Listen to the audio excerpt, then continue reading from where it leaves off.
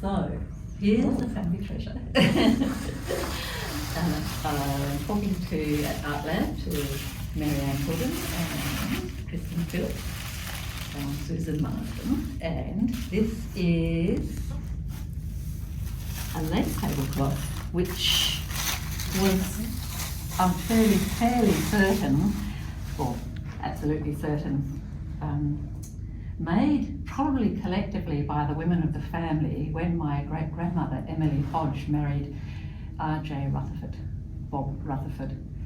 And they have the date of the wedding, date, 1899. Oh, that's lovely on the backing.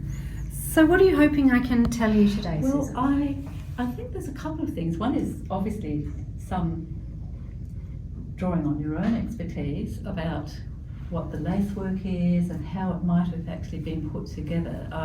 Thought I would give you some background information as I just had. Sure. There's the R for Rutherford, the two of them. This is probably Emily's own initials, Emily E.H. There's the date of the wedding. There's RJ, that was her husband, and there's a Bob lurking around here somewhere. I think he's over there. Yeah, there's Bob. Yes, and E for Emily. And then I'm fairly certain her sister Marion, there is an M. There is an M. That's right. Yeah, There's a couple of there's M's. an M there. Yeah, there's a a few mural M's. here. Yeah. That's right. So, and also as we were talking about earlier, Emily was a very fine tennis player. And there are tennis rackets. Yes. We're also intrigued by and so a lot of initials. So I assume he's like moth, doesn't it? And a spider. We're kind of intrigued by the spiders. We can't imagine that a delicately reared middle class Adelaide woman would be fond of spiders in the 1890s. But there's the butterflies. There's obviously the 4-leaf or 3-leaf clover. But there's a lot of bees and butterflies and insecty things. So I have got birthday book and a Bible, so I can probably, with a bit of assiduous looking things up, work out some of the other initials and who they might have been. And I'm assuming, and you can tell me this, that they may have done each of these separately and then sewn them together. Well, I think, I think that you're right that they were done separately, and one of the clues to that is if we look at this piece of fabric, that's quite different in feel to the other pieces around it. So that's a different texture and weave. So that's not the same fabric as that, which suggests that there's different pieces of fabrics that they've joined together.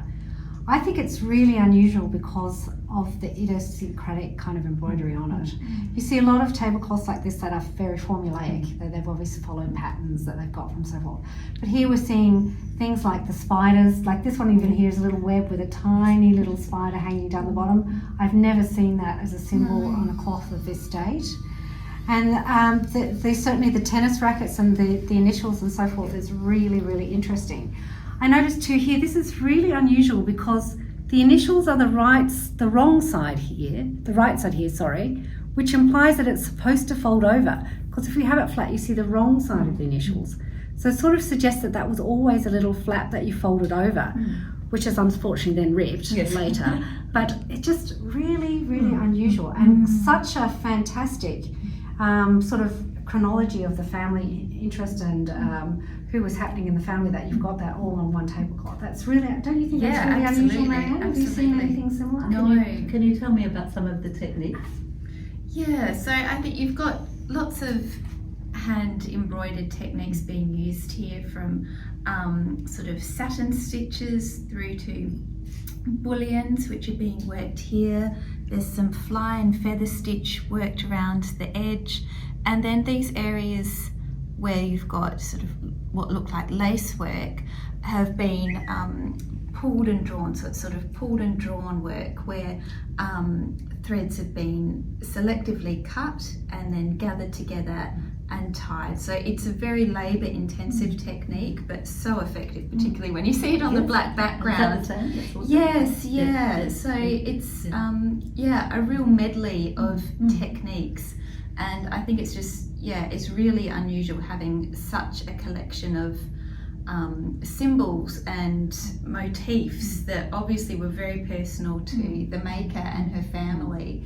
And it's a really special thing. And I think you asked, Susan, maybe that each one was done by a different person. really hard to say, but whoever did it was very good. And there's a definite standard that we're seeing repeated, which kind of to me suggests it was the same person, but I couldn't be sure. Because, you know, often you'll get variation in kind of ability, whereas we're actually seeing whoever did it was just really good at her sat stitch, really good at her cobbles, and the little the French knots and so forth. So that would be my feeling. Sort of some of the different techniques of what and how they were made. So you have surface stitchery here with this motif. I don't know if it's a phoenix is that a German eagle? Something. Yeah, It's really something like interesting. that. I don't know what that is. And then you've got a braid here which has been really nicely applied.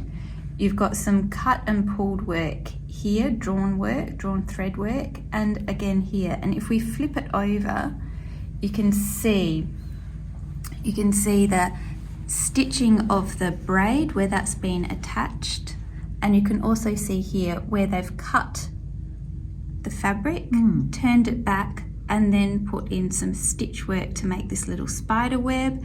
Again here where they've got needle threaded bars, or needle woven bars, sorry, which is, you know, sort of mirrored in these other corners as well. So looking at the back of a work can really tell you a lot about how something was made and the steps that might have gone into And then doing you think this is bought lace? Well, the lace around the edge, yes. So I think this, you can see the linen cloth has been folded back and hemmed, and it's got very, very fine hem stitch going on in that gap there. And then it's been applied with this lace. So if I flip it back so you can see it on the black. So there's a bobbin lace border which goes throughout, and then this is a separate panel of lace again. So I think they would have been bought and applied, and it's, you know, it's really effective in how it and how it suits the whole cloth.